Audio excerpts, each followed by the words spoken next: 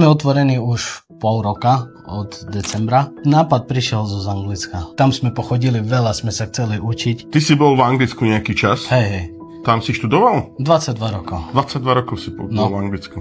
22. Kde? V Derby, či kde si? Gravesend, pri Londýne. Pri Londýne. Som prišiel domov, som sa zoznámil s manželkou, s ktorou žijeme teraz spolu. Mi povedali, že je najlepšie doma podnikať.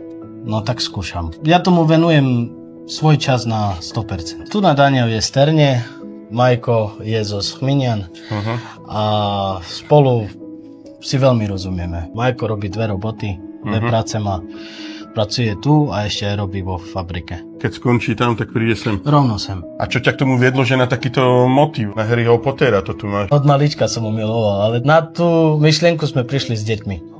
Sme si pozerali jednu noc Harryho Pottera a hovorím, no tak to bude dobrý nápad, to ešte na Slovensku nebolo. A prevádzku máš? Hlavná 85 v Prešove. Ja mám barbera v Bratislave, tiež Roma, Martin Ferko sa volá, však si ho poznám. Poznám, hej. No, je skvelý, akože že barber ako Maťo čau.